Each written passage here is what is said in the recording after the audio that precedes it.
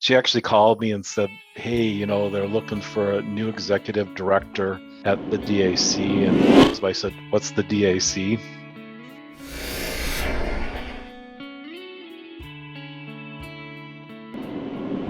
For 37 years, basically, I worked with junior high and senior high people. And a lot of that just folds right into this position. I'm the only administrative person here. I'm the executive director, but we have no assistant or bookkeeper or office manager or anything like that. I get to wear many hats.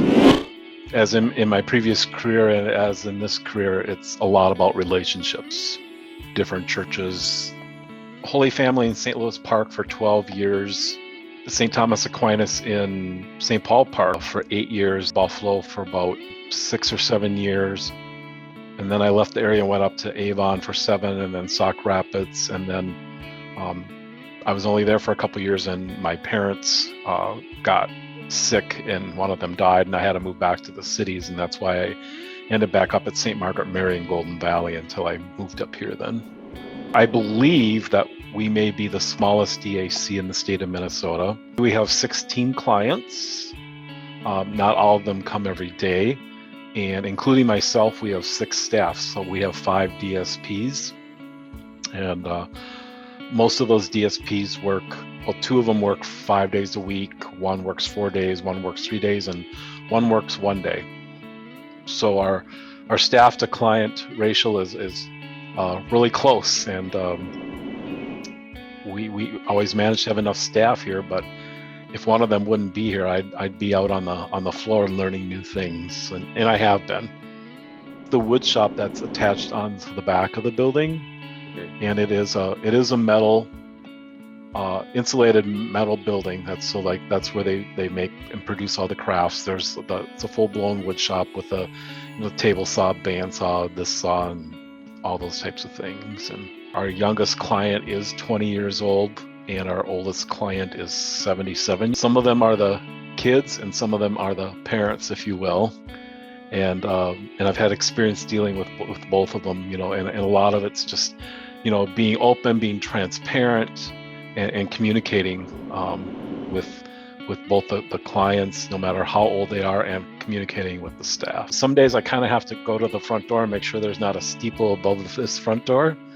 That's how similar some of the things are. The land that I currently live on was bought by my grandpa in the early 60s.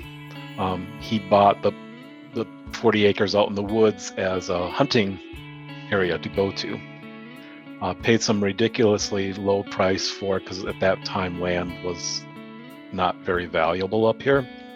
After he passed, it became my dad's, and so pretty regularly started coming up here at the age of about 12, because we'd have to drive up north to mow the lawn and things like that. And through the years, we just kind of used it as our seasonal place, and put a lot of sweat, blood, and tears, as they say, into the place over the years. I think I've moved some of the same patio blocks 6 times as we altered sidewalks or made new areas, or knocked down a building and brought in a trailer. And then about 16 years ago, I actually built the house up here with the plan of retiring up here someday.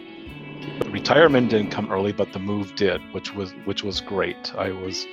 After my parents had both passed, I was living in their house in North Minneapolis, the house that I grew up in.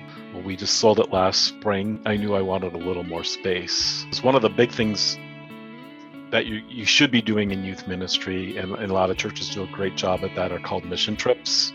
A lot of times, the group that I was assigned to, we would be going to places like a DAC and working with people with disabilities.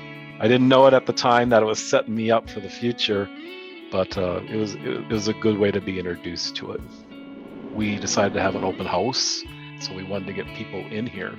Clients for days in advance, bake cookies. We had a couple of them grilling hot dogs. We advertise it, come in and visit, see what we're about, have a free lunch. We kind of did a patriotic theme. My old music teacher, part of me, came out. We sang the national anthem as we started out the program, patriotic songs, and we pass out the words. We practiced with the clients beforehand for the ones that wanted to sing. And we had, over 100 people come, and we're a town of 200 people. So I thought that was pretty good.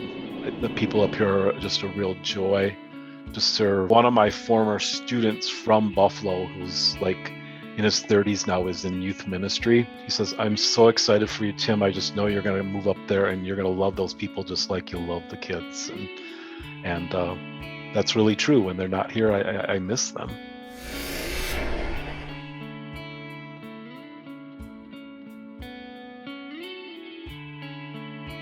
Click the like button and subscribe to Moore's channel to see more.